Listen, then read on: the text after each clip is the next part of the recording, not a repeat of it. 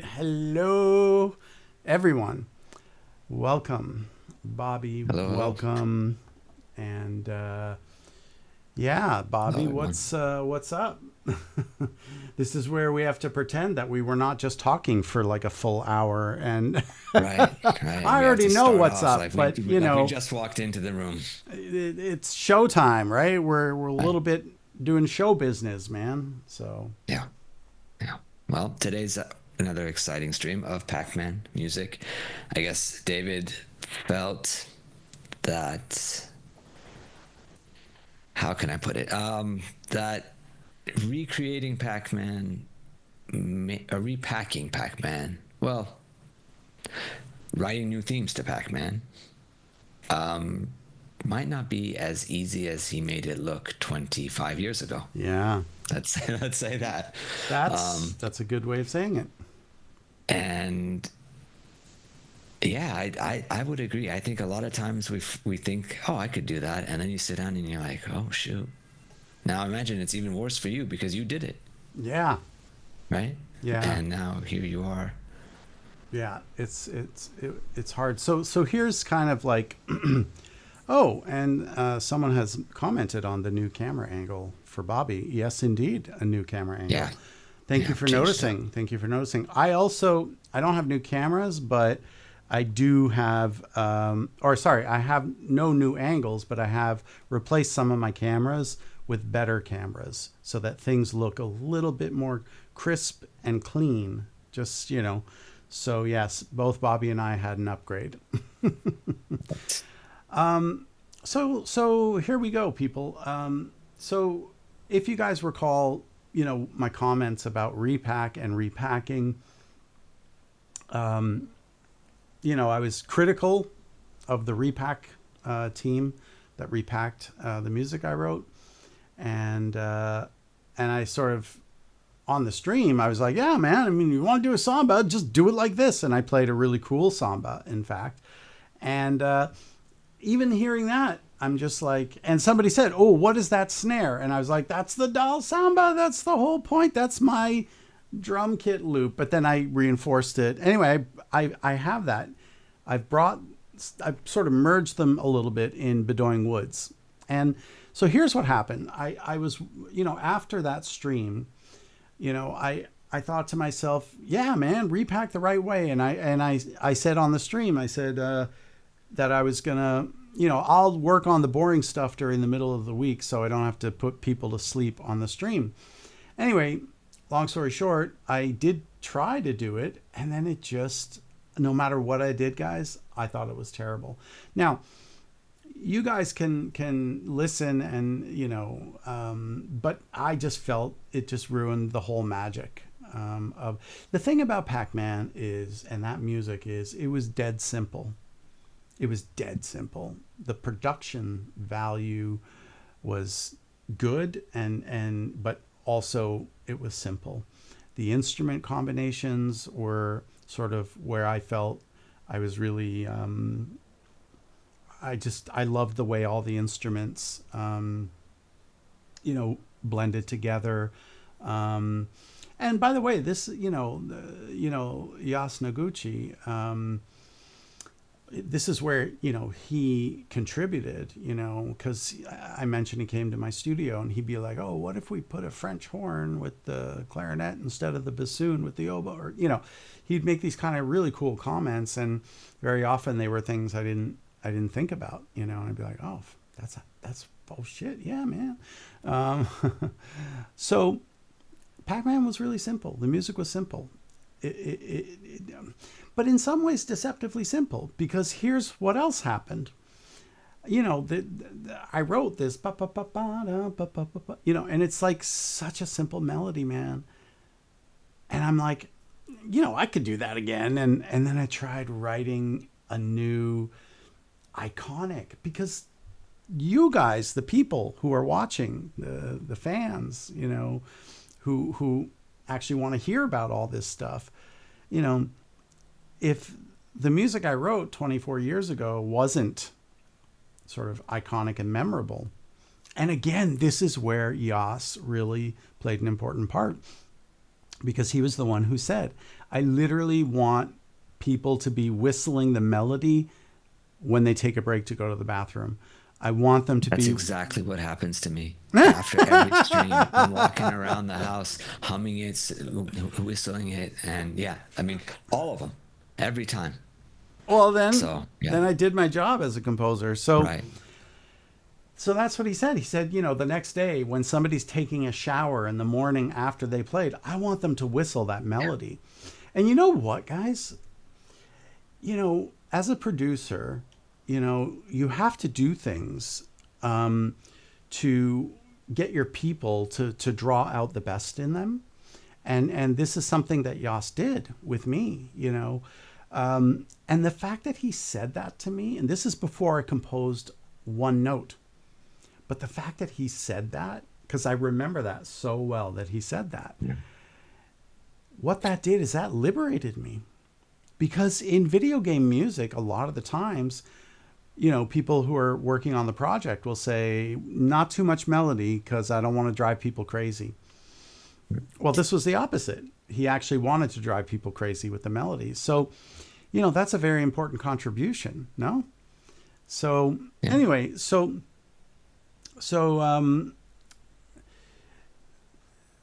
I tried writing a new iconic theme, and I couldn't do it, guys. Oh, how long did you spend on the original theme? I think somebody asked you this in the last stream and said, like, do you know the moment, like when it hit? And you said, kind you of. said yes, right? You said like Yeah. like I knew like when I went from ba ba ba ba Yeah. to Right.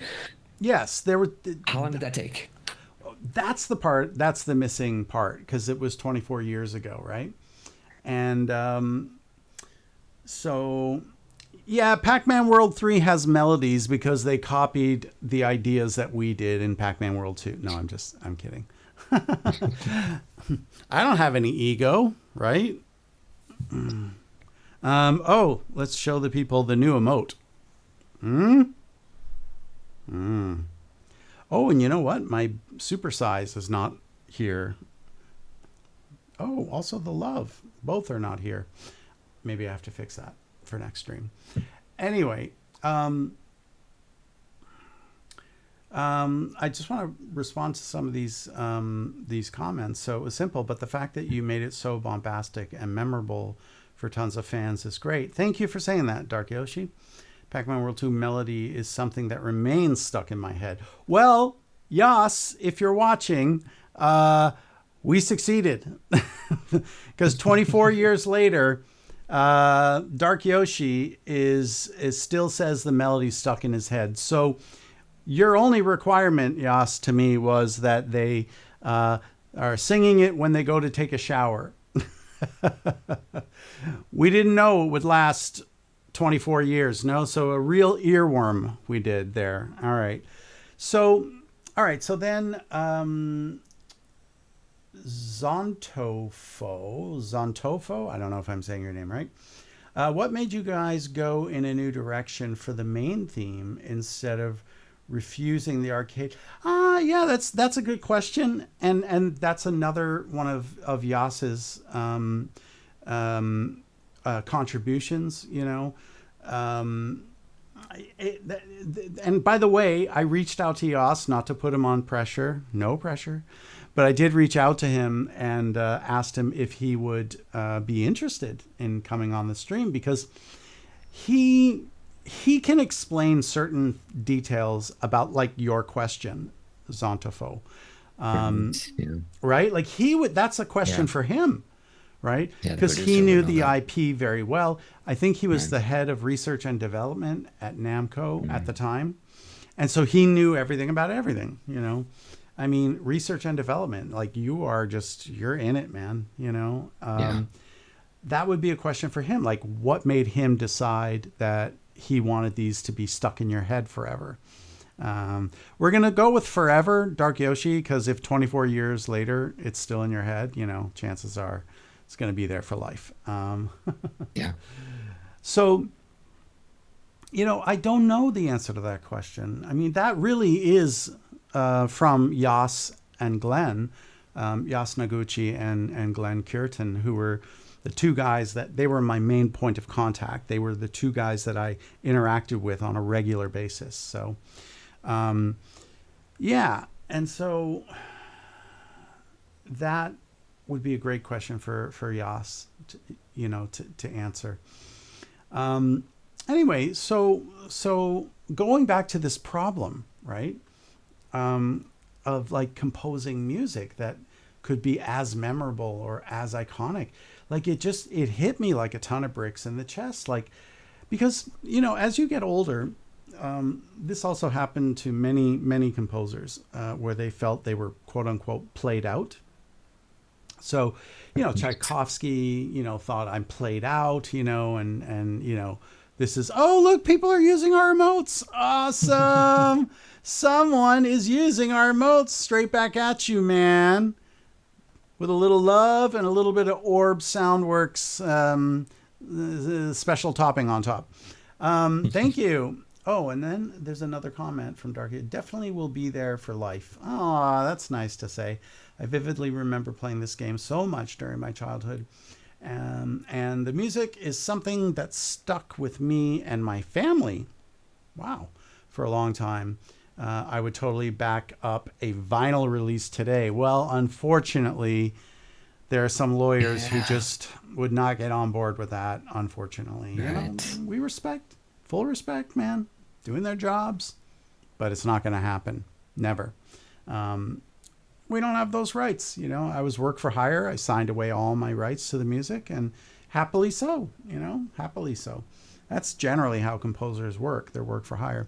Anyway, so for me, and thank you, Dark Yoshi, for this. Thank you.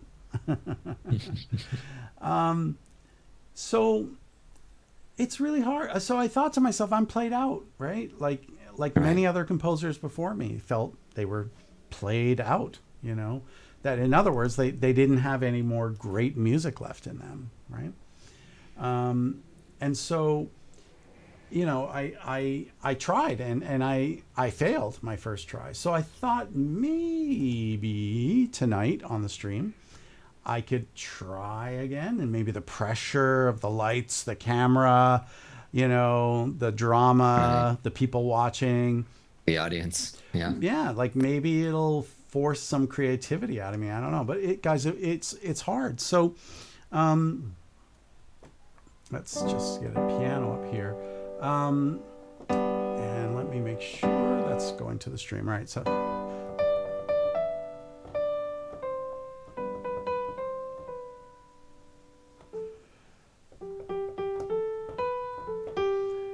I mean, that is so damn dead simple. Let's do this. Let's get this. Oh, that was me testing. There it is. There it is. I was testing it. Anyway, that is not on our main view, which maybe we can add that to the notes, Bobby, to our stream notes. Sure. To add those two things. Because, I like to express love. It's important. All right. So,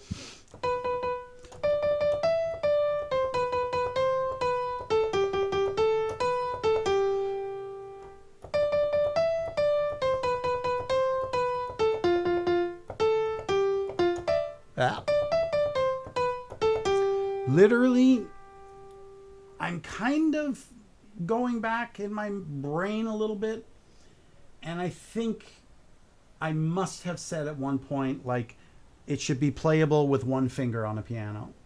I must have said that. Or that could have been something Yas might have said, like something simplistic that you can play with one finger. I don't remember, honestly. I don't remember. But as I'm proving...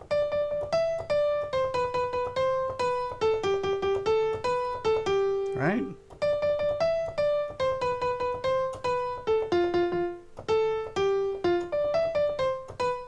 I know I put a few fingers in there, but you can do it. So,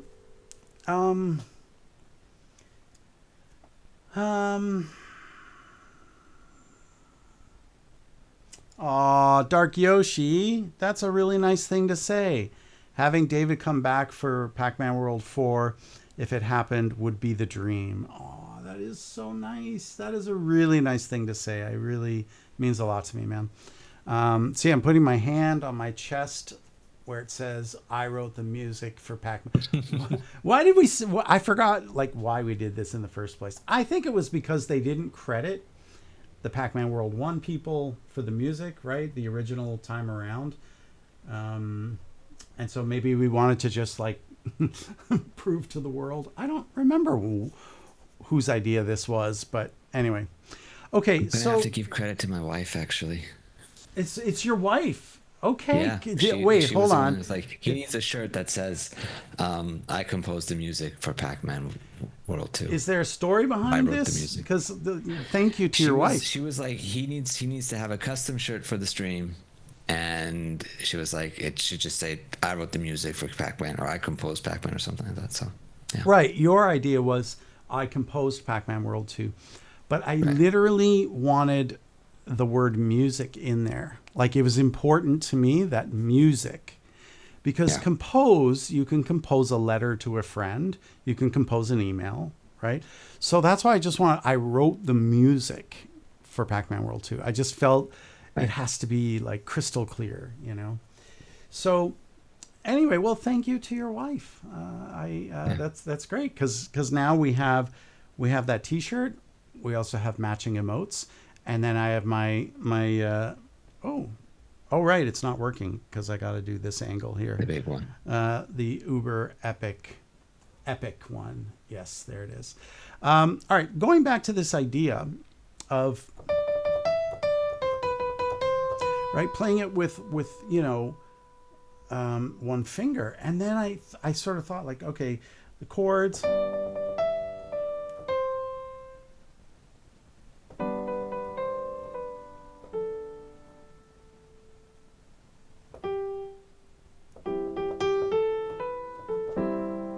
Right?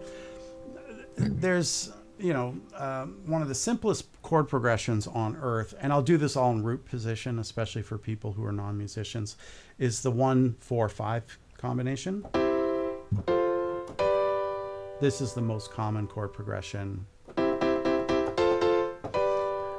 Shake it up, baby. Twist and shout. I mean, there's literally, no?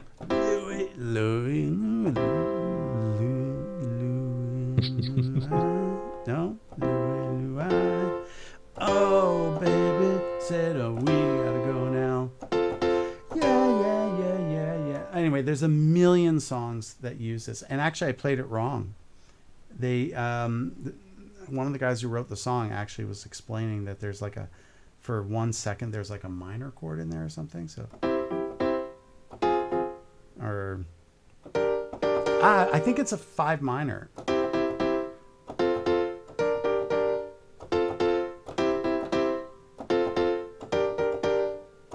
Yeah, so most people play it as a 5 major. Anyway, so going back to this idea of Pac-Man World 2, so I'm in G though, so I'm not on the 5 chord, but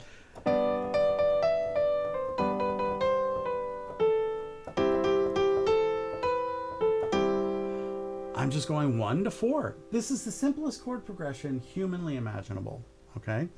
And then back to 1. And then I do something called modal interchange, which is I borrow from Mixolydian, sorry to get technical. And then I do the dominant chord.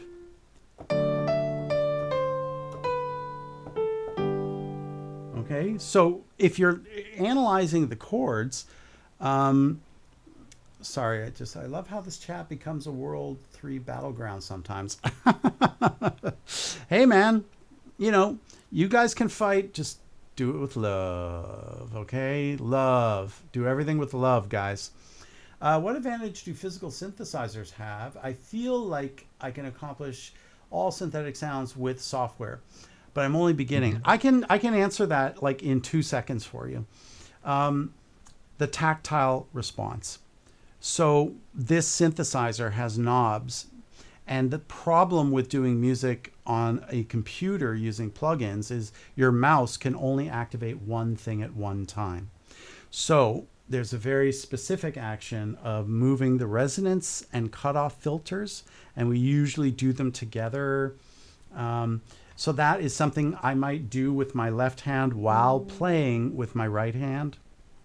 Or if I'm doing like a bass line in the left hand, I program this guy right here. You can see it moving and changing colors. I have the same functions, but now they're over here. So I have programmed this mixer to also be a MIDI controller. This is a MIDI controller. This is a MIDI controller. And this is a MIDI controller for the Virus plugin, by the way. They made it work with the original hardware, which I gotta say, I tip my hats to the community that did that.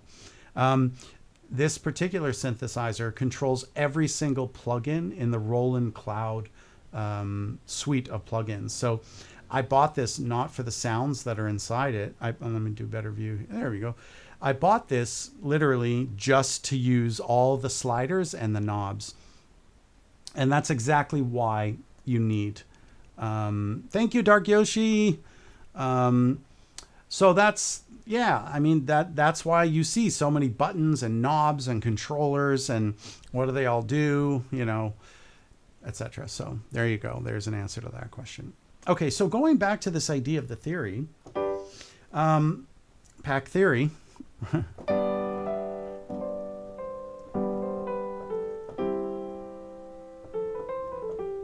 Right.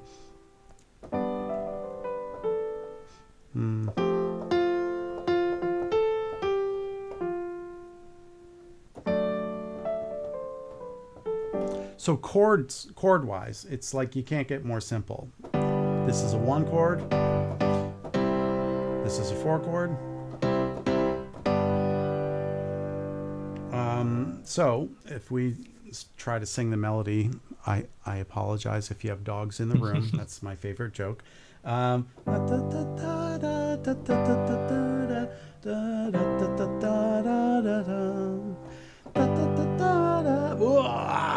that was really out of tune.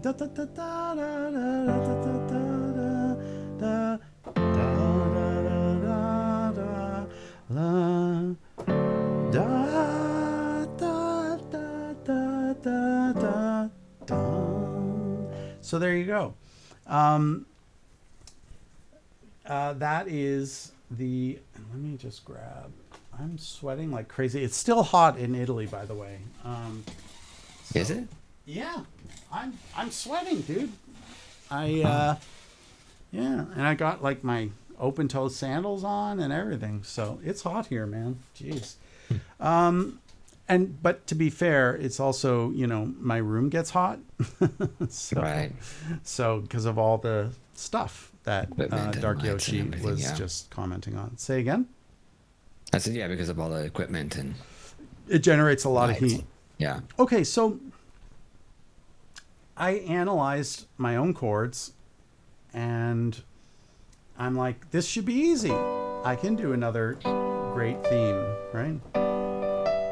But then I sat down and I think I changed keys on purpose. I think I went to F because as I remember, Bedoing Woods was in F. And it's a key I don't often write in. I don't often write in F, right?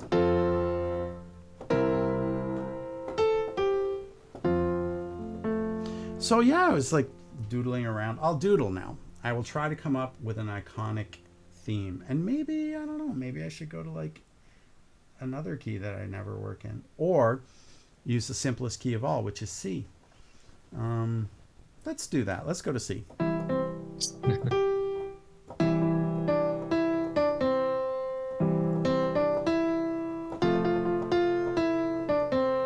See, that's, I feel subconsciously I'm doing the Pac-Man rhythm.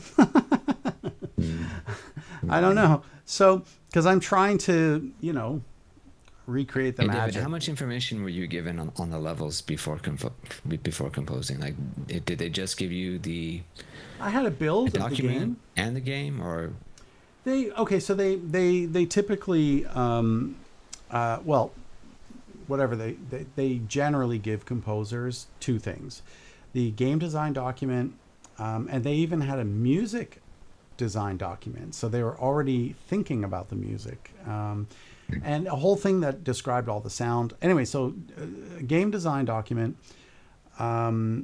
and a build. They give you a build of the game, and they give you regular updates. And back then, you would get a DVD in the mail, and you'd put it in your dev station, yeah.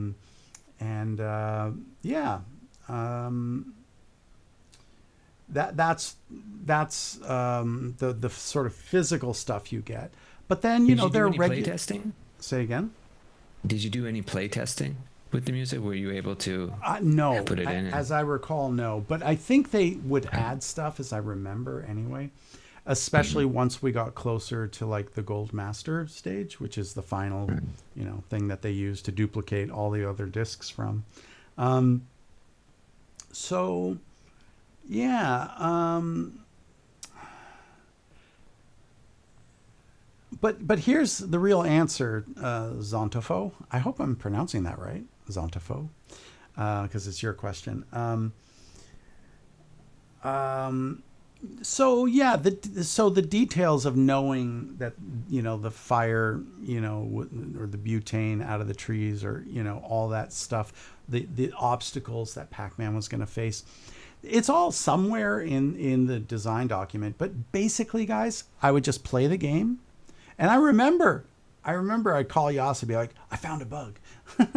He's like, what is it? I'm like, well, when you do this and jump over there, if you fall in the water, it freezes. And you'd be like, that there's no way, that's not possible. And then like, I get a phone call back. Oh shit, yeah, it's right. And remember, guys, this is like from 24 years ago. I'm just sort of trying to remember kind of how basically, and Yas doesn't talk like that at all, by the way. I'm trying to use like an authoritative producer voice, He was great. We really became friends, and we still are. I mean, we're not really in touch anymore, but every now and then I'll just be like, hey man, how's it going? And I guess, yeah, in like August, I said, are you excited for Pac-Man World 2 Re-Pac? And today I texted him, I said, have you played it yet? And he's like, I have no interest in playing. And I'm like, yeah, man, me neither, really. Guys, you know what? I still have not even downloaded it onto my Wii. I was just about to ask you if you even played it yet, but I guess no. Not. I did order. I was so angry there was no physical copy, because I pre-ordered it, but then I was on Amazon and then I saw it, and it came up in my feed, and I was just like, what? And so I ordered it because I want a physical copy, guys. There's something about, like picking it up and holding it in your hand, this is, there's something about that. I don't know how to explain it, but, and like I have not done a AAA release in a very long time. And so technically this is a AAA release, I mean, it is. It's coming out on every single platform, every console, PC as well. I would define that as AAA, so, and actually, like Yas was really great as far as me learning more about the game industry, because I would often ask him questions like that, like what makes a game AAA versus not AAA, and is Pac-Man World 2 a AAA? And I remember his answer. He was like, well, I mean, we like to think of this as going to be a AAA, but a lot of it has to do with how well the game performs also. But we are doing it on all consoles, which at the time was GameCube, PS2, and I think Xbox. Yeah, I think it was Xbox. Yeah. So, and he sort of explained that to me, like if it comes out on all the platforms generally. And he also told me like it depends how much money is being put into the development of the game. And I won't answer that question because that was actually under my non-disclosure as well. I shouldn't give any details of anything, but he told me how much money was going into Pac-Man World 2, and I was like gobsmacked. I was like, oh, wow, that's a lot. Can you pay me more? I did not say that. Oh gosh, there's so many questions here that I'm not getting to the composing, but that's okay. I'm happy to answer these questions. How much other sound design did you cover? Okay, so I'll explain it like this. I assume many are ripped. No, nothing is ripped. No.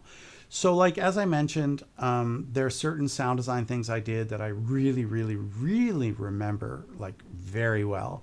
Listen, Zontofo, for example, when Pinky in the opening cutscene is going through the bushes, yeah, I very easily could have just grabbed a sound effects library and found one. But I went out into my garden and I ripped out a shred. Maybe I did try and find one, and that's why I went out in the garden. I don't remember, really, I don't.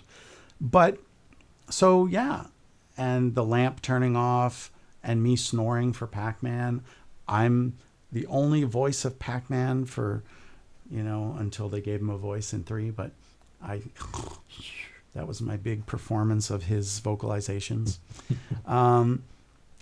So some things I remember doing the butt bounce, and I remember doing the butt bounce, and I remember Yas really liked it. He's like, that's exactly right. And he would explain things to me. He would be like, that like things have to feel fun.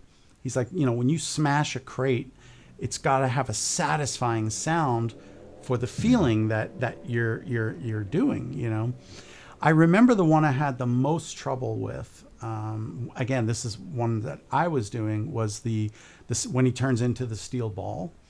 That one was really hard, and a lot of times it got sent back. So, but to answer the question, all the sound design in that game came from David Logan Music Incorporated. That was the name of my studio when I lived in Los Angeles. So that studio employed some sound designers. I had one principal sound designer. I'm not going to mention his name because he's the guy who sued me after Namco asked me to fire him because they just hated his sounds. And then he had tried to sue me, and it was just horrible, man. It was really horrible. Anyway, so I had one principal sound designer that ultimately it didn't work out with him because Namco asked me to fire him. And then I said, screw it. I'm going to do it myself. I'm doing well on music. I have time. So I started doing assets myself. I had at the time, my wife, I had her going through some of those stock music or stock sound effects libraries. Those play a very important role in making an asset because we sometimes use those. So, for example, a crate smashing, like one of the most, every game, right? So you might have something of like a bunch of wood being smashed and you hear the debris, and you might use that as the sort of nucleus of your sound design, but you're going to add something in there, right? So it could be like an 808 bass drop, like that would be a little too heavy for a crate, but I'm just giving you some idea of things that we add. Okay. Scott Gershon, actually one of the greatest sound designers of our age. I did get a chance to work with him on actually Pitfall 3D, but even before that, I knew him, and he explained to me things like every time you hear a helicopter blades, he's like, we just take a 909 drum machine because the kick drum on the 909 has a variable pitch. It's analog. It's not the same every time, right? So it's like a natural thing that you would. So he's like, when you hear it in the theater, and we're also adding like a subgen on the bottom, and but that's a 909 kick drum mixed with a stock sound effect of a helicopter, So he explained a lot of really interesting things to me, and he's a nice guy, very nice guy. So I think Zontofo, I think I've answered that now about how we combine sounds. So we may use stock, like I own, I don't know, I think it's like 400 gigabytes now of stock licensed sound effects libraries that I actually did a deal with Sound Ideas years ago when they started their Westar music division. They wanted, to put out music, and I said, I'll tell you what, I will do a 10-track CD for you guys instead of paying me cash for the license to own it. Can you give me like $15,000 worth of sound effects libraries? And Brian Nimmons, who I also met, because Sound Ideas was a Canadian company based in Toronto. And actually my first boss and mentor knew him. Anyway, I did the deal directly with Brian. Actually, this is when I was living in Los Angeles at the time. And he was like, yeah, man, that sounds great, man. So I got my line of credit. I still have 3,000 left. I only used 12,000, but it's like been, like 30 years since I made that deal. So I doubt, like, he was already old at the time. So I don't even know if he's still with us, but I doubt anyone over there would even know. But I suppose I could just say, hey man, pull up my old contract. Anyway, I don't need any of those libraries. What I do need though is they took their whole general series and they made it all into individual files. I only have the CDs, the rips of the CDs. So they literally cut all those files, and that I want. I really want that. Because I have the license for all those sounds. It's just, right, I have to chop them up physically and it takes forever. Anyway, so yeah, I hope that answers the question about sound design. And again, both Yas and Glenn were very hands-on. They would say, yeah, you know what, the crate smash is great, but I feel there's too much like of a dynamite. Because, we would put like a explosion of TNT mixed with some wood.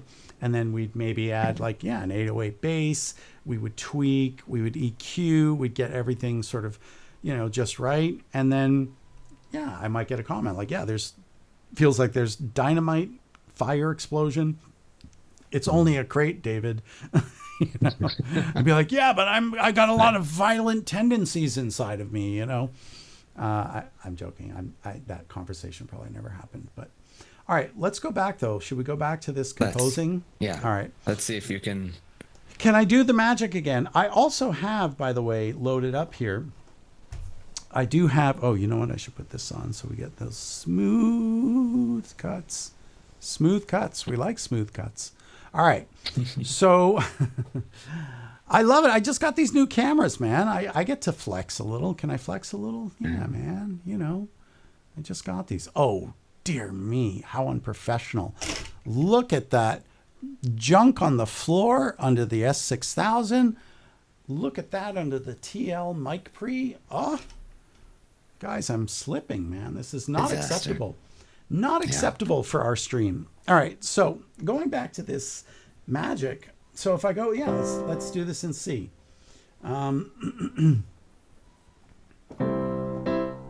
So very often when I'm writing anything, especially something thematic, I very often think in chords first. Now, I don't think I did that for Pac-Man World 2.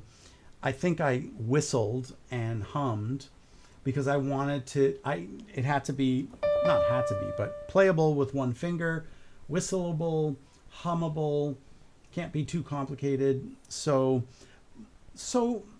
okay, but going back to this idea, I very often think in terms of chords. There's certain chord progressions that are just with us forever. And my technique on piano is absolutely horrible. You're supposed to play a chord with your 1, 3, and 5 fingers, and I don't do that because I'm not a real musician. So this is basically Pac-Man, what I'm doing now.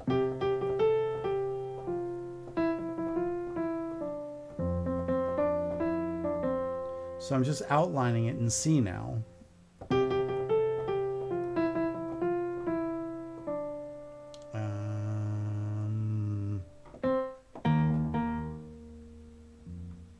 Where would we be?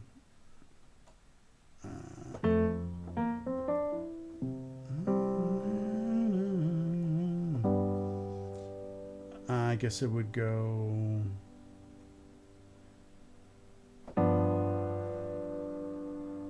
Oh, duh. I was still stuck in the other key. Um,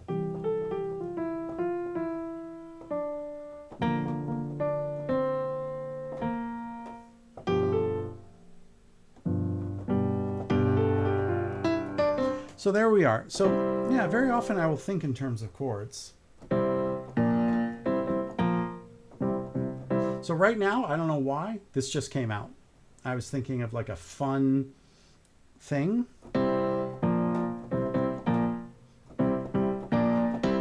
That's a fun rhythm right there. So I might take something like that. And by the way, I already have this other thing loaded up. So maybe inside of it, I can just think about this new stuff, and I'll share my screen so you guys can also follow along at home if you're interested. So let's move this over here. Let's get a little click track going. I don't know where that came from or why. What? Freezing? There should be nothing in here that's frozen. I have a Mac Studio, thank you very much. What the hell's frozen? And why? Did it unfreeze, or did you hit freeze by accident, or? I don't know. I literally have no idea. Nothing looks frozen. So what the hell? Okay, there we are.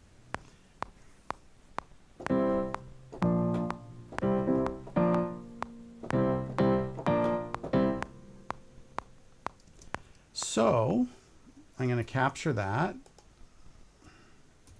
What? Oh, okay. There it is, no? There it is, yeah. I was just looking in the wrong place.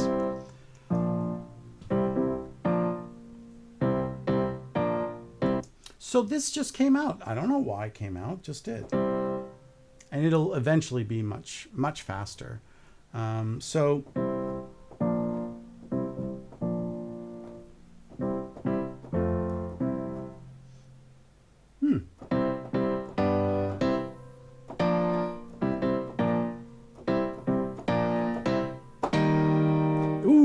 there we go. So that also just came out. I don't know why, but let's add that in.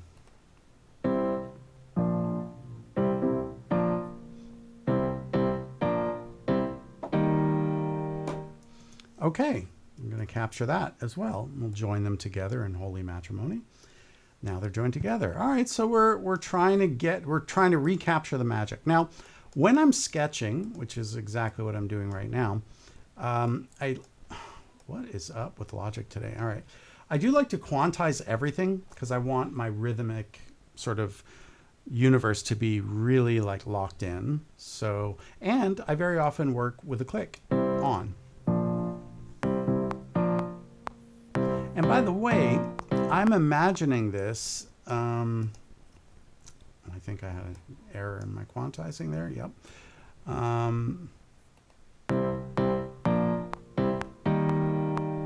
I love that accented thing there. So yeah, this will eventually become much, much faster. So let's just put a tempo position in here and let's jack it up some just to hear what it might sound like. Again, with this freezing, like I don't understand why is it doing this, but all right, let's let it freeze. I don't understand where this is coming from and why, but it only happens once. That's the good news. So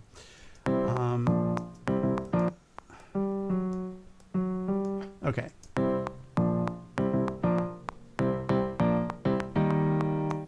and maybe we want this to come an eighth note later. Let's see.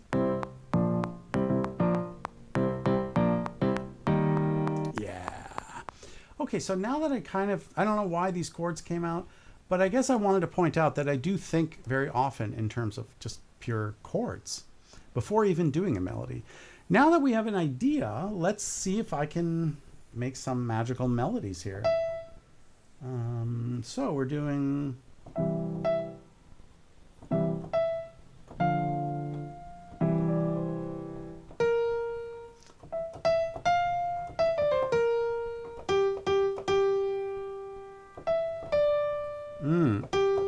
I like that.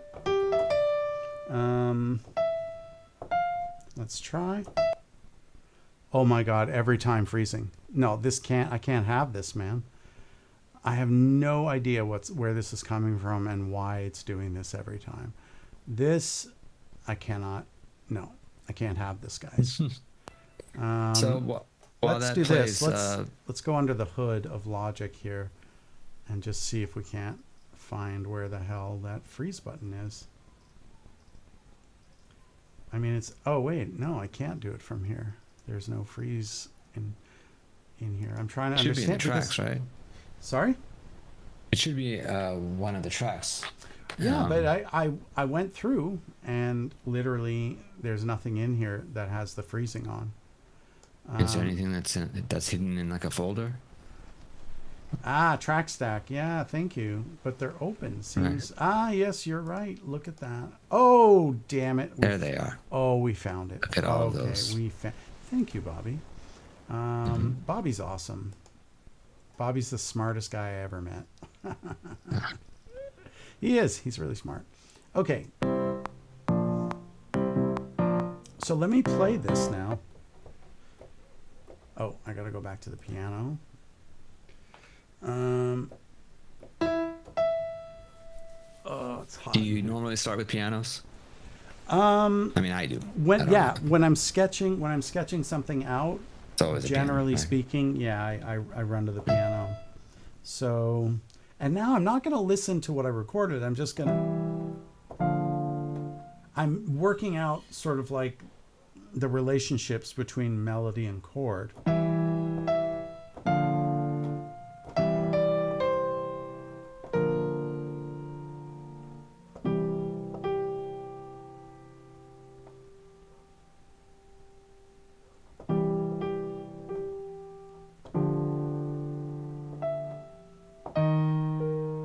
So I got that weird chord in there. Let's try with the click.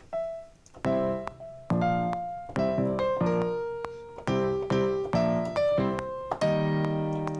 mean, this is not a horrible theme, but it's not Pac-Man World 2. Right. I don't think it's as iconic, but it's getting there.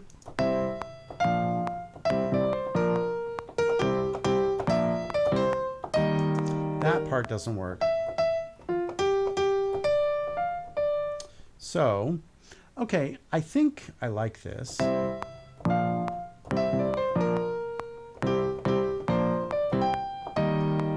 That's not bad.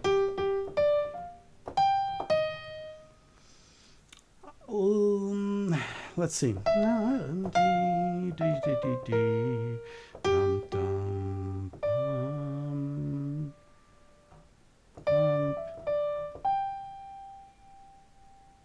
Be nice if we can get the highest note here to happen when we change to that E flat chord. So maybe we start recording some of this in.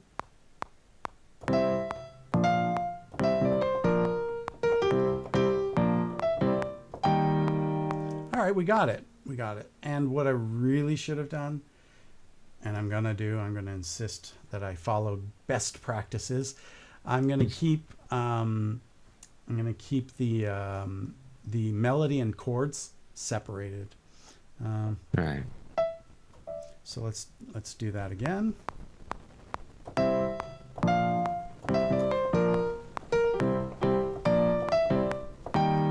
So there's a few things I don't like here already. And then this is where I might, I'm going to quantize this also. And this is where I might start moving things around. So I feel like rhythmically, I like the subdivisions that are happening here. I feel like this is too slow. So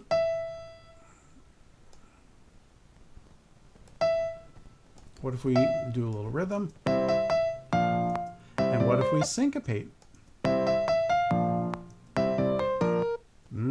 Because this is syncopated, right? Now, of course, not of course, but I will also syncopate the chord so that it is rhythmically matching. Yeah, see, this is starting to,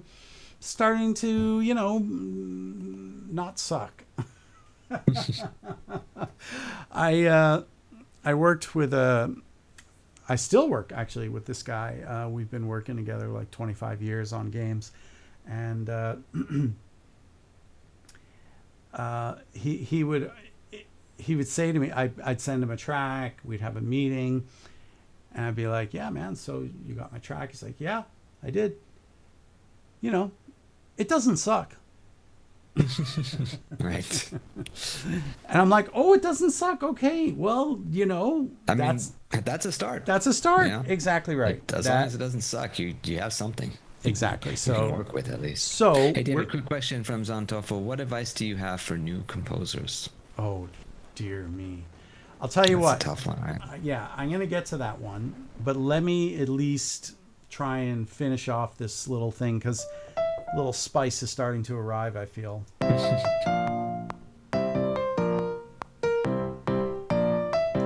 Okay, so here's the problematic part of the melody right here. And this is why I start recording, because then I can isolate the problematic parts. So, bum, bum, bee. I want this.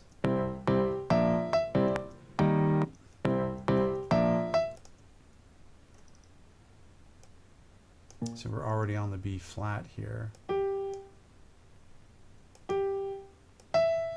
See, I wanted that interval from the G to the E, but that's not going to happen.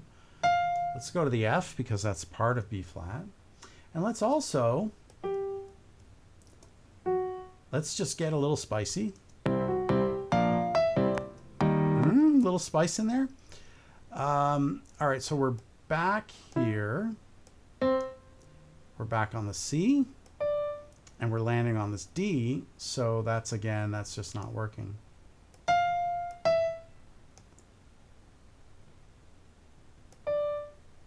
Now we could resolve here. Let's see.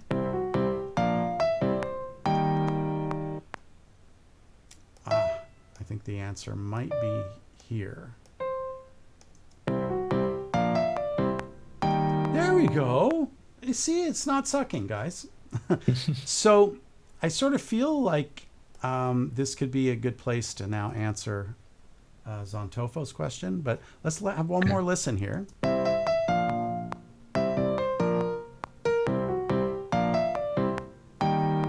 So, and you see, like, this is where, you know, I think Bobby was asking me this on one of our streams about finding your own voice, right? So, and I think this is part of it, right? So that little F sharp, you know, to give you guys an idea of why this F sharp is so important, we're in the key of C. We're already borrowing from B flat. So we have this F is common to both chords or both diatonic systems.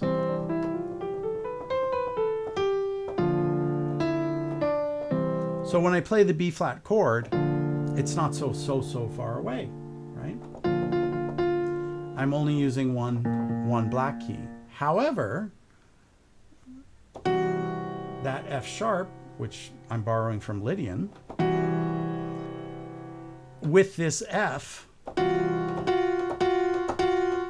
they are mortal enemies. They hate each other. So none of this should actually work, but it does. And so this is sometimes called an appoggiatura, which Mozart loved, the appoggiatura. So, which is basically where you play the wrong note on. I'll show you an appoggiatura. Here we go.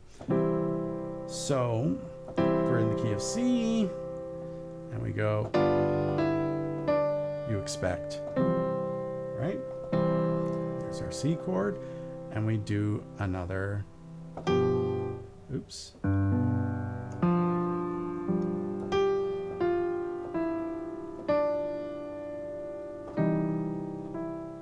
Right? That's very, very Mozart-esque, right? So we expect, for example,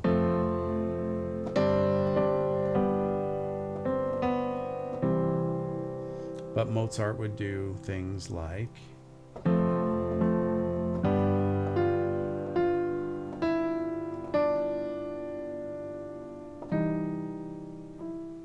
Yes. Yeah. And so, but you see, so this is also where, sometimes taking these ideas from other composers, right? Now, what I'm doing is not really an appoggiatura because right? It's because it's not harmonic. Okay, usually an appoggiatura, that's a hard word to say. And I live in Italy now, so I should be able to say appoggiatura. Which, by the way, just means to lean. It means to lean into. And it does. It leans, right? Right? It leans in. So mine is not really an appoggiatura.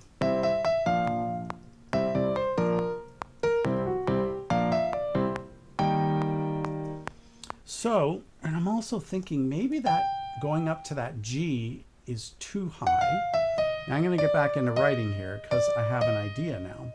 So the first time, as you all know, Pac-Man World 2 and most great melodies are structured with repetition, right? And the second time through, something else usually happens. So as just a marker, I'm going to, the second time, go up to that G. And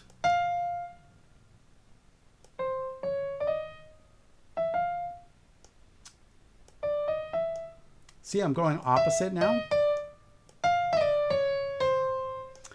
Let's just see the second iteration.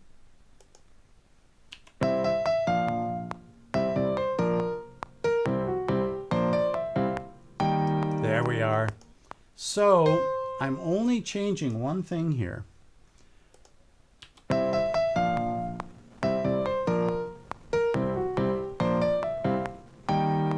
Okay. So again, like this is not as iconic as Pac-Man World 2, obviously, but I'm just trying to. What do you think? It's not horrible. Sorry, go ahead. What do you think makes it iconic? And I guess how much of it has to do with the fact that it's the main theme and it's what went through all the variations throughout the worlds and stuff? Is how much of that has to do with it being iconic? That it's the foundation. It's so hard to answer. Not taking away from how good the theme is and how memorable it is and all that, but how much of it is the, like that is the theme, right? Like, ooh. I mean, that's such a hard question. I don't know how to answer that. But here's what I will say.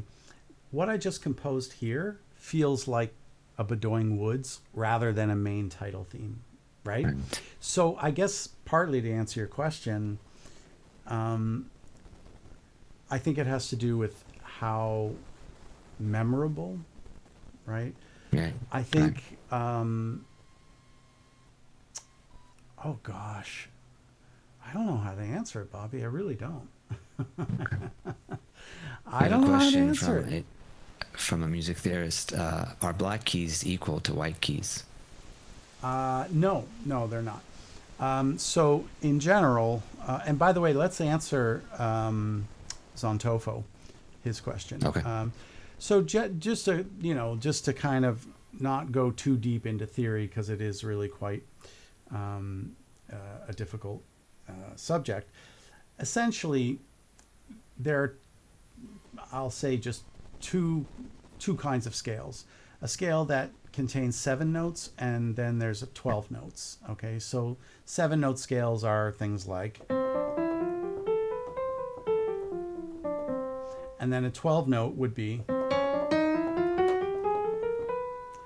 okay, so these are one is called chromatic because it contains the use of the black keys. The other is called diatonic because there are no black keys.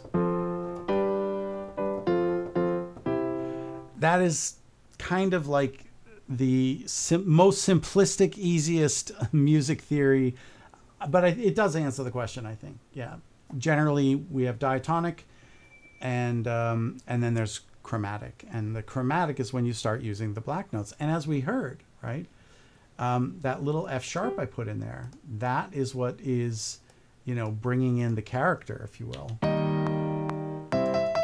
Oops.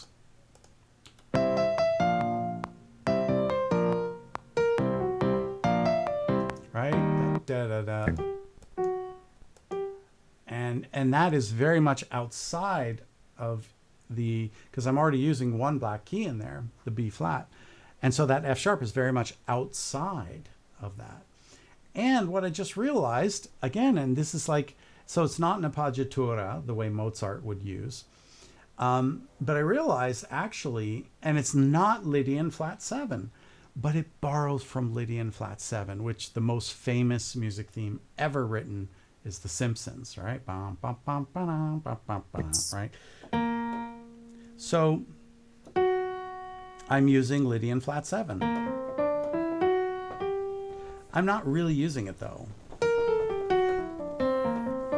And it's a really quirky, strange scale.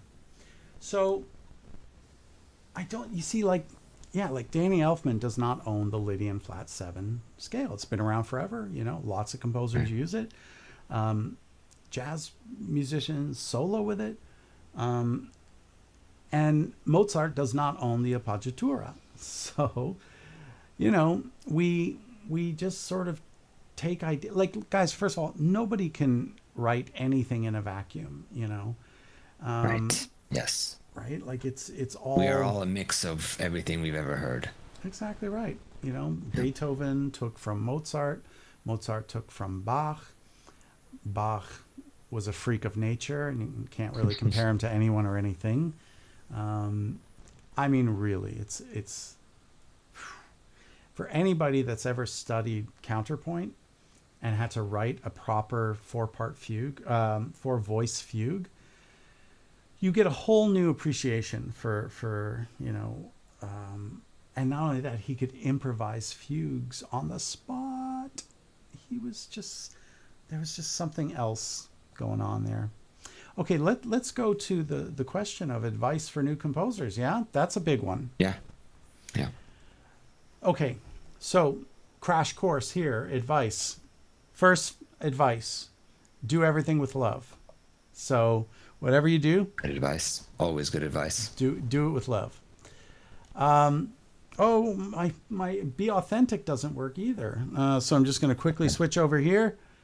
Be authentic and do it with love, man. Whatever you do it with love. Hey, look, I have 2 heads. All right, sorry, that's always funny. And be authentic. Okay, these are thank you, Dark Yoshi, thank you. So yeah, do everything with love, man. That's step 1. Step 2, be authentic, man. Don't try and sound like someone you're not. I mean, it's fine. Actually, it's okay. It's fine to sound like someone that you're not when you're trying to find your voice, if you will. So in the early part, while you're studying music or you're self-taught, it doesn't matter.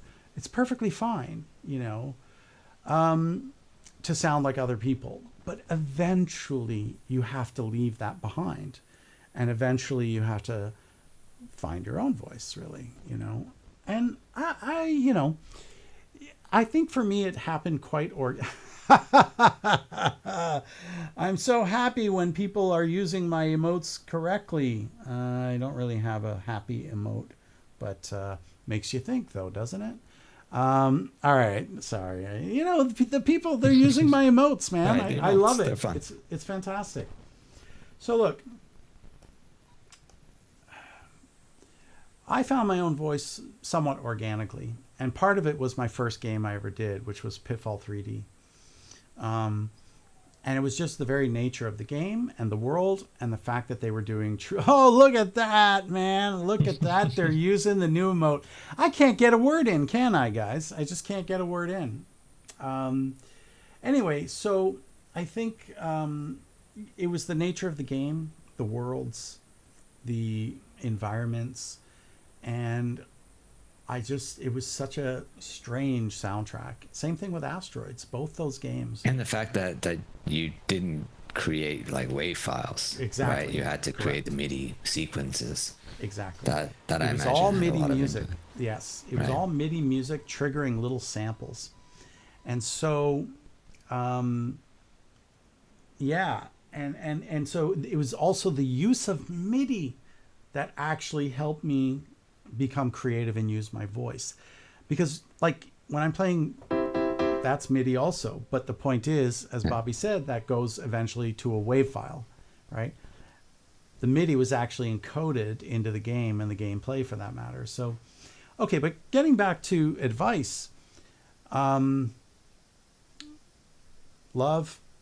authenticity, analyze a lot of music, okay, and copy it, straight up copy it, because eventually you will, when you start developing your own voice through the analysis and understanding of chords, that's where you find the magic in there. So one of Bach, one of his cantatas, I'll never forget it. In C minor, and go up here because it's for soprano.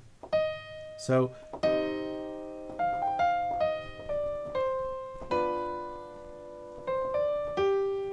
might be authentic is there.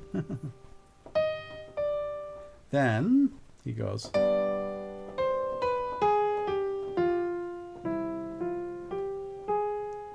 Oh my God, are you kidding?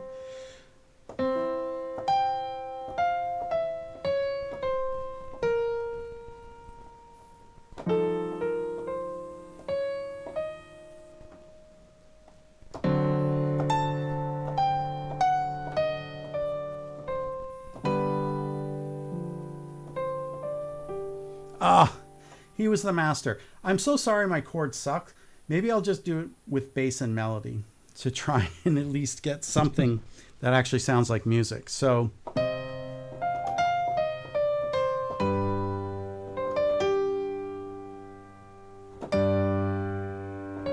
oop. Damn it. Take two.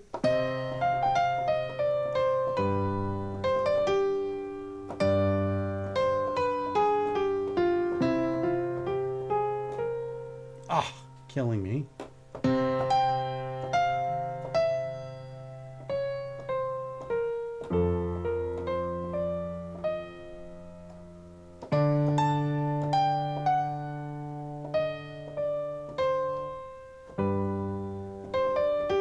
Oh, dude, that kills me. And the thing that makes it so like you can't, I can't actually start talking about this because I'll just go crazy. Anyway, that shit blew my mind, and I don't ever use chords like that. Like they're very dated chords, I mean, you could write a song today using chords like that. But what it did is it opened up my eyes to the relationships between chords. There's like a magnetic gravitational pull, right? Yeah. So if we just listen to the chords to that piece,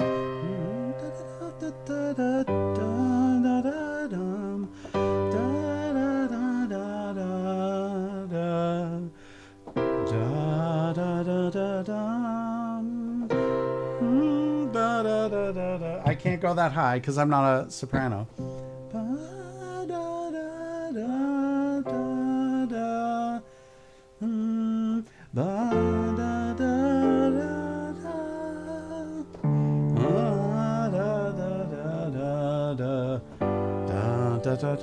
Anyway, I'm sorry if your dogs are howling.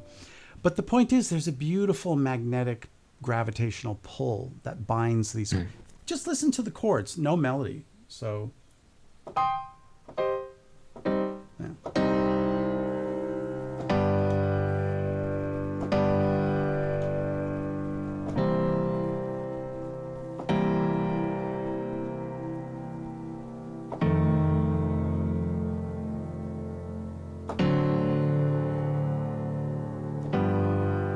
Right back home. I mean, it's just like next level shit. And again, the melody is simple and the chords are actually simple. I guess Santofo is following up with that. And I'm going to paraphrase. Do you think people get stuck in their voice? I guess he's saying, do people get stuck in one genre or instrumentation style? But to expand on that, do people get stuck in their voice? I mean, yes. Is that a good or bad thing? I think Does that yes, even- and I think it can be good, yes, but it can also be bad. I think for Right. game composers, it's bad, and the Okay. reason why is that every single game is. I mean, Pitfall 3D and Pac-Man World 2 couldn't be farther from each other. Even if they're both like 3D platformers, right? Like they're still so far apart from each other, stylistically, feeling, mood, textures, everything is different. So X-Men Mutant Academy, I mean that's Right. that's Yeah. like you can't imagine how different that is from everything. And so if you think about Pitfall, X-Men, and Pac-Man, like those three games are so far from each other, and if I only had one voice, I don't think I could have done all three. Now don't get me wrong, I think one of the greatest things about Danny Elfman is you kind of can always tell his scores. Here's where it's a bad thing. Yeah. Here's where it's a really bad thing. Okay. Now, I think it's good because he sounds like him and he always will. But he tried to expand. So I think he knew all his soundtracks were sounding too similar. So when he did Planet of the Apes, he was like, all right, I got to break out of this now, man. And he did, like in a big way, he broke out. But here's where it's a bad thing. I'll explain precisely. If you ever saw the movie Edward Scissorhands, if you are a human being and not a robot and you actually have like a heart inside your chest, by the very end, you're like, you're like bawling. I was literally just crying. Like I couldn't, uncontrollable sobbing. And I'm like in the movie theater on a date with a girl that I was like interested in. And by the way, she never called me again. But, because she's like, this guy's weak, man. I don't want to. Was she crying?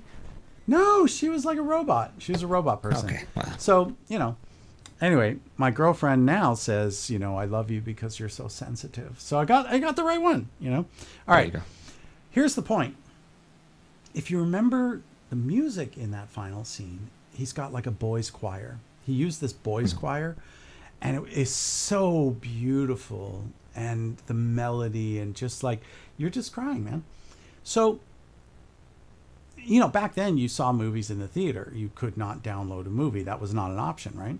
So I remember when, you could rent it, but nobody, for the first time you see a movie, you went to the theater. This is in like the 90s, right, guys?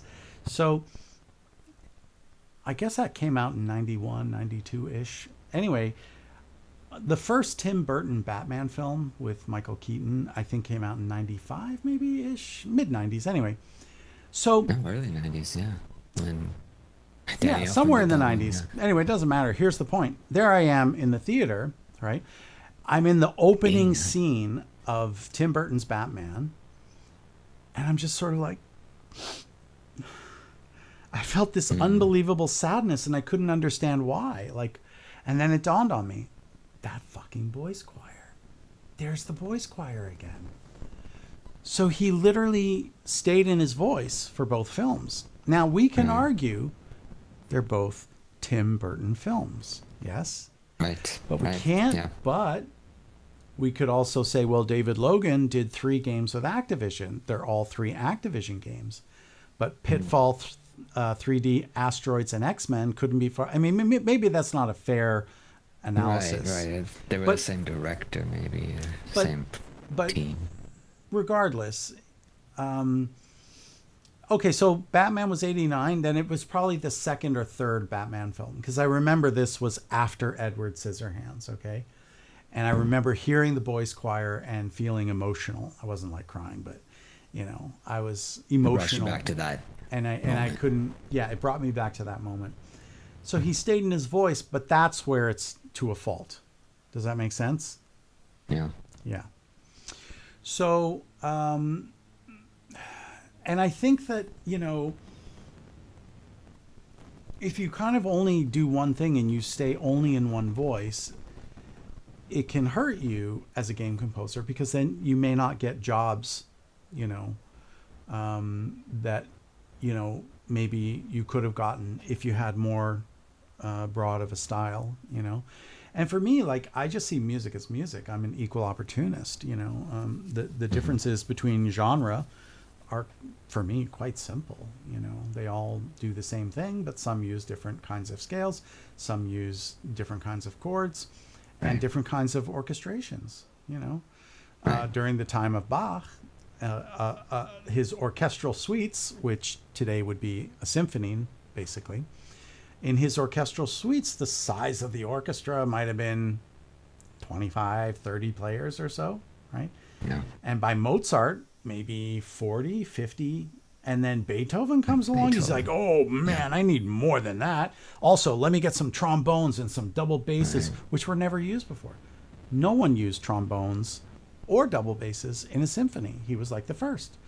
He was also the first composer, and this is in his ninth, that wrote independent bass lines. So the reason the double bass is called the double bass is because it would just double whatever the cellos did, because the cellos played the bass in the time of Bach. There were no double basses in the time of Bach. So the double bass to this day is called the double bass because it would just double the cello, but one octave lower, right? But Beethoven was like, well, this is such a waste of an instrument, man.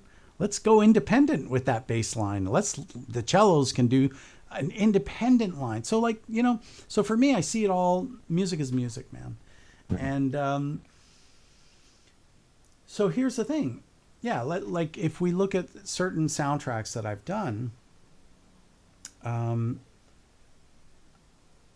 like those three I mentioned, like they're so different. So if I only did sort of like Pac-Man-y music, maybe I wouldn't have gotten that call for X-Men Mutant Academy, right? Yeah. So you see what I'm saying? So it's good to have a lot of style, or be able to do a lot of different genres and styles. So if somebody says, I need something that sounds like Mozart, well, then I do the appoggiatura, right? I can write like Mozart if I had to, right? So, and by the way, that appoggiatura was also very popular in the time of Beethoven, but he kind of phases it out at a certain point. He's sort of like, let's move past this. Let's do some other really interesting things. Let me just wait. I got it. Let me just quickly finish the point.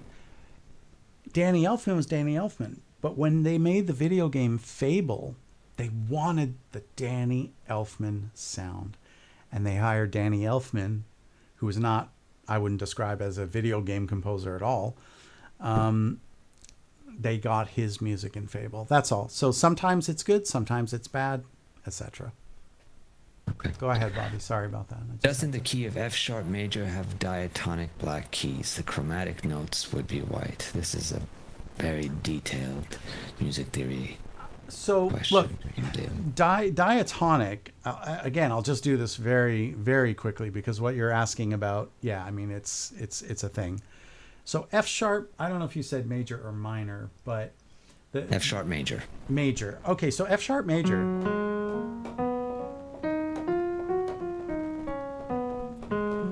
You know that you couldn't graduate from Berkeley, where I went to school, unless you could play all scales in all keys and all modes in all 12 keys. Like you don't get to pass that school. I'm like, do I still remember F sharp major? It's like, okay, yes, I do. So it's still diatonic. Okay, think of it like this. Do, re, mi, fa, sol, la, ti, do. You can play that same scale anywhere.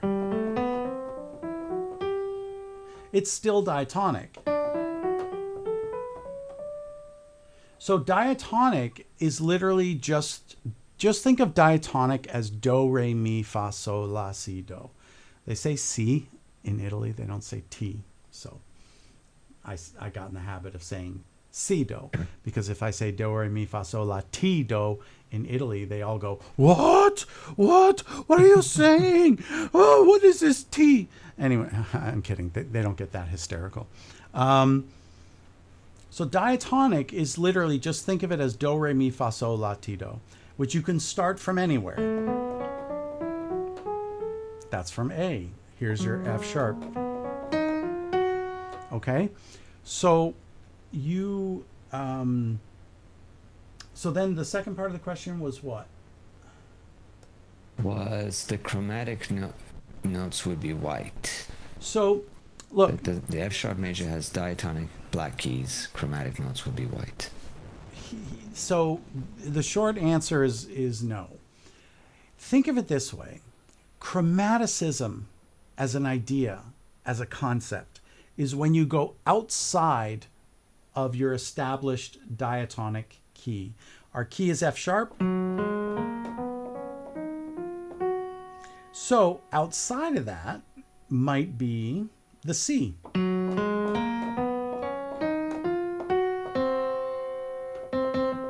That C, which is the sharp 4, is now chromatic. We're going outside of the key. So just think of it as going outside the key, or you can also think of it as just using all 12 notes in the scale, and it doesn't really matter at that point. The other sort of problematic part is that, for example, in minor keys, there's 3 different minor keys. It's not just one minor key. But that's kind of the short answer. I hope. But here, you know what? Here's what I'll say. I'll type a website for you. Oh, I'm sure he knows.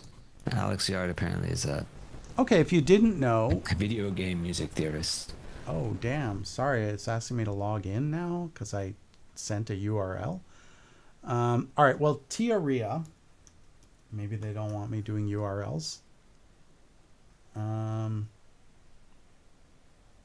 I can just type it in here. Teoria. There we go. .com. I think I got it correct. So yeah, teoria.com is a fantastic free resource that will answer all these questions and then some. It will teach you theory and teach you proper. So that would be my recommendation.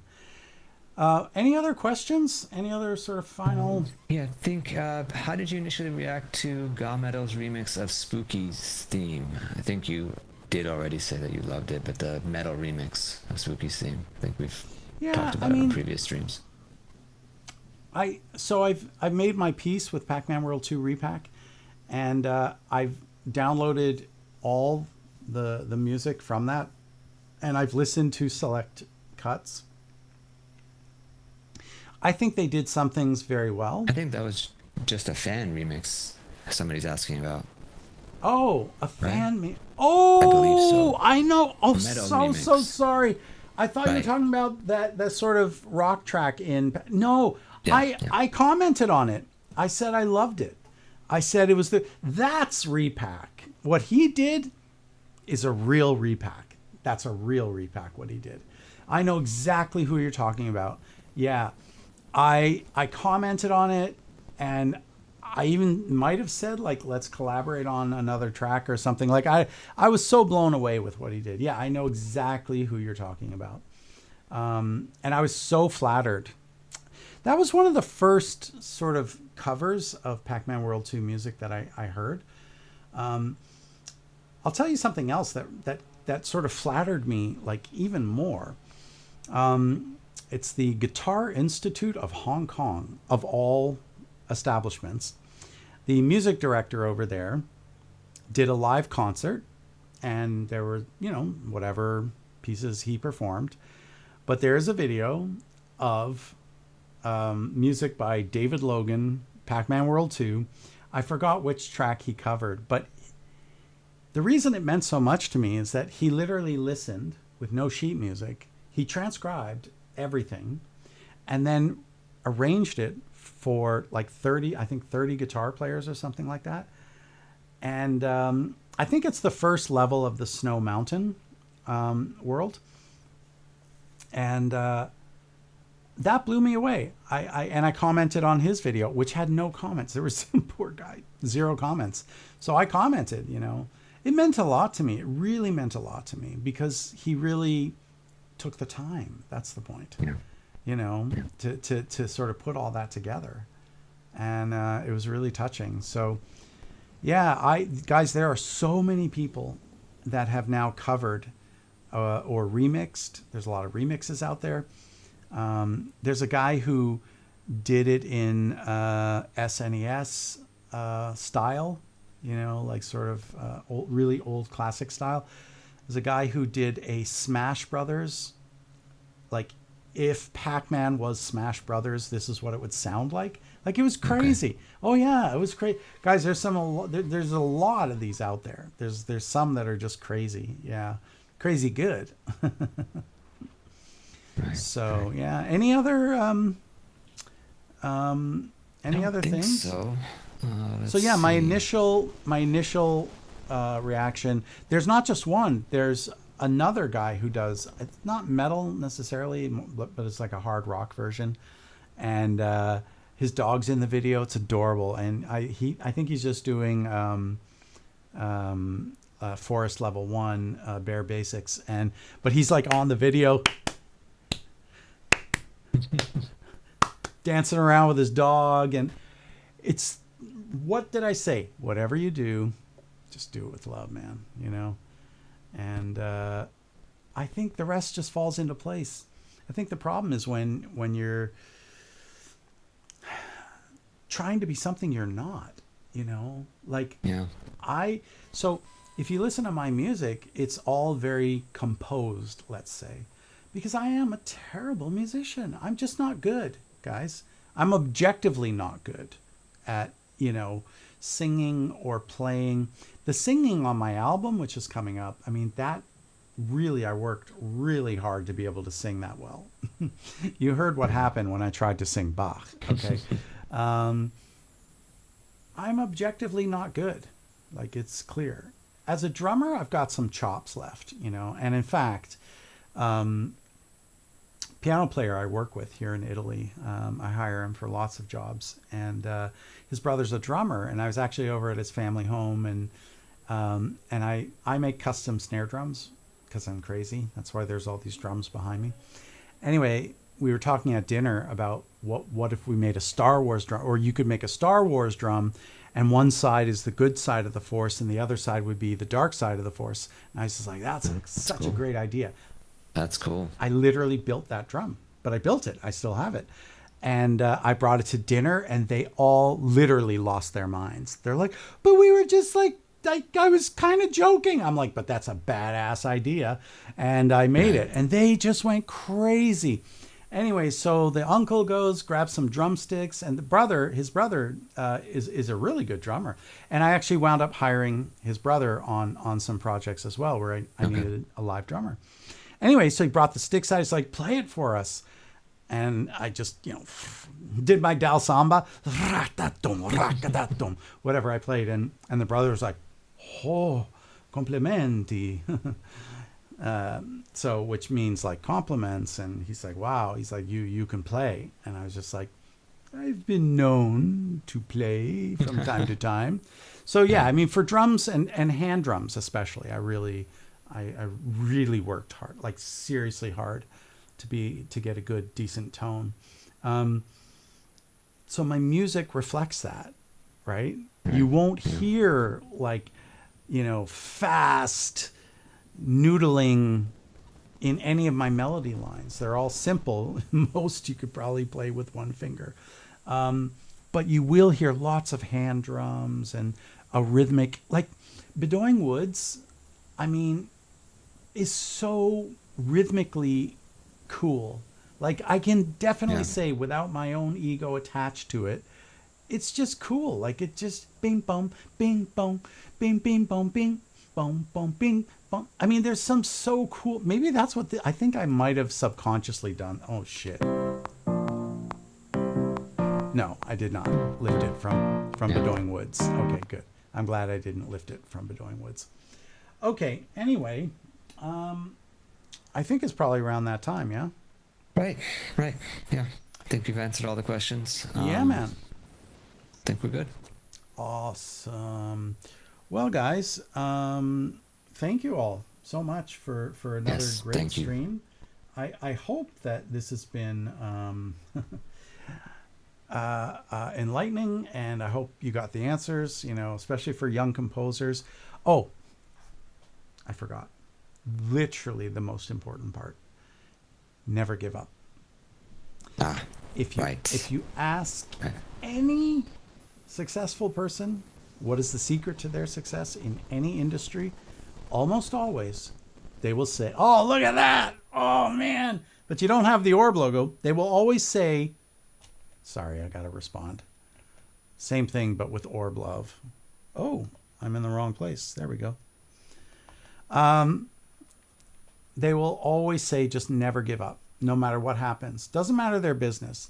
Never give up.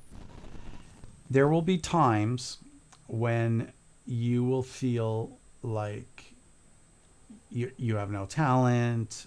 This is garbage. I'm a loser. I've got nothing. These are all things I said to myself, all things I thought about myself. And if you succumb to that negativity, eventually you'll give up.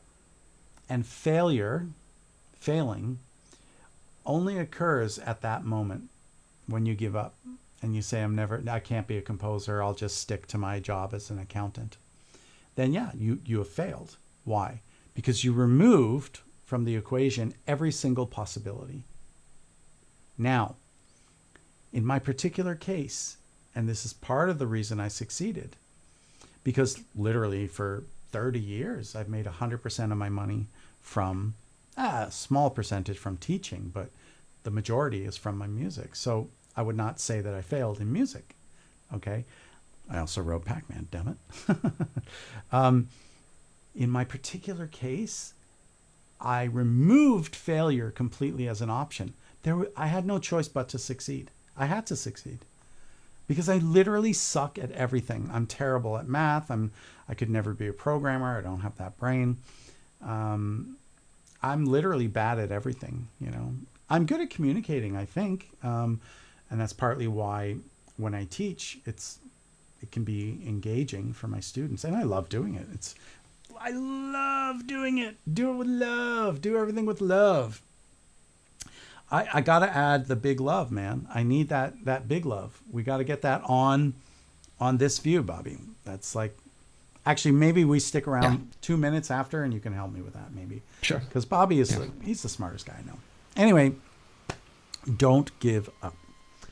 David, you should check out the Discord. They've been doing some great remixes there. Are you serious? I'm so bad with Discord, guys. That was set up. Yeah, me too. I never could. I'm terrible. And thank you for saying that.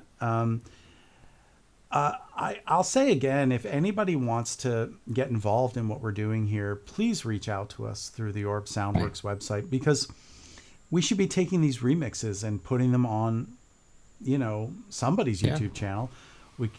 Everyone can put it on theirs, and then maybe I link it and make a playlist, because that's what I've done. I made a private playlist, but I think I might have published it on my web on my YouTube page.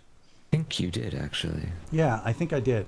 So if you guys want to see some great Pac-Man music, including the guitar arrangement, go to my David A. Logan Music. That's the official name, Bobby. Is that it? Yeah. David A. Logan Music on my YouTube channel there. And check it out, man. But yeah, I will go on the Discord. And you know what? I should be on that Discord more. I'm sorry, guys. What a terrible human being I am. Now I'm sad. Somebody send me some love emotes quickly. All right. I made myself feel better. I sent the emotes myself. All right, guys. I think that's it for tonight. So thank you again all for coming. And like I always say, I do think the purpose of life is to find some purpose in life. And I think the meaning of life is to find some meaning in life. Thank you all again, and we'll see you next